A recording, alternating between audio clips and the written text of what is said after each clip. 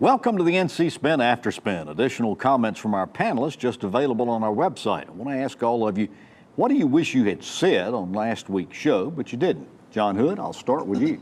Well, I wish I had more swiftly come to the defense of Bob Orr on the answer that he began to give you. It was a lengthy answer about the Confederate memorial issue, but actually it's a pretty complicated issue. It seems to me there are three basic principles that I would hold up as worth discussion. One of them is we should be making a distinction when we're talking about memorials and statues between actual Confederate leaders and memorials to Confederate war dead. Important distinction. The second one is the people who made the decision back in the 19-teens or the 1920s or the 1890s, they don't get to decide how scarce territory in front of a courthouse or a state building is going to be occupied 80 or 90 or 100 years later. It seems to me that you can always talk about moving memorials or statues to other locations in order that we be able to honor things that are more recent. What about statues to the World War II dead from North Carolina, to the Civil Rights Movement, to other kinds of events that have occurred in the last 50, 60, 70 years? Surely those deserve some prominent space and in front of significant buildings. Finally, I think our principle should be to, as much as possible, add rather than subtract. Let's put more memorials up to more events. Let's put existing memorials and statues in context. I think that's a valid way to think about it.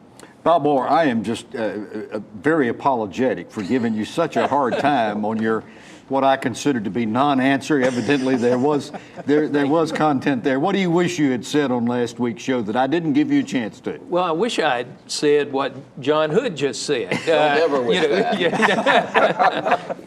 But no, I do think that there is a fundamental distinction about why you're honoring or memorializing a particular person. And a good example in the context of the Confederate monuments is the Vance Monument in downtown Asheville.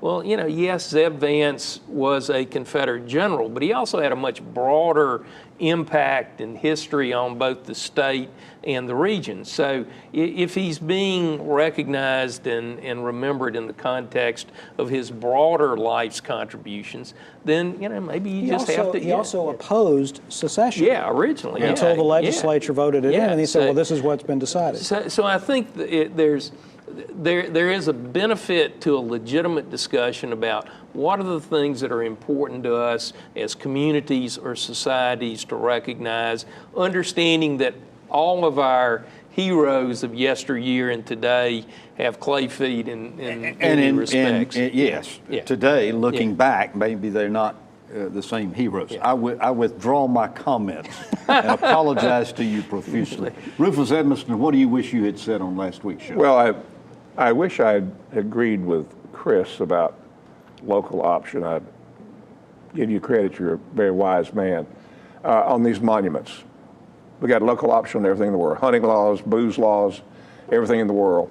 And there's quite a difference in my opinion, as someone who was really heavy in the Civil War, than just a statue to the war dead, like John was talking about. The one sitting on the Capitol there. That's a boy. The Silent Sam was a boy. And so I think we have to remember that there are a lot of historians who are very interested in Civil War history, and are we going to stop them from talking about it? Very concerned.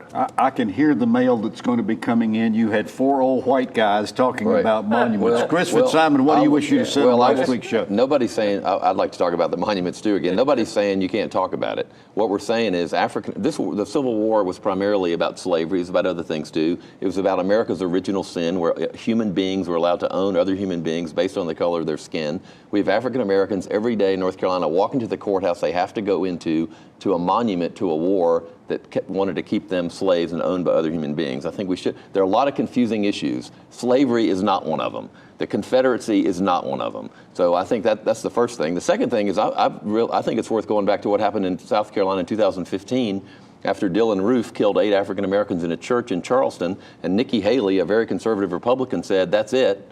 we are taking the Confederate flag down, a symbol to many people of the Confederacy, to soldiers and everything else, off the state capitol grounds. The legislature in South Carolina didn't want to do it, and she demanded it, and she got it through the General Assembly. The next thing that happened was Governor McCrory said, we're not going to sell Confederate license plates in North Carolina anymore.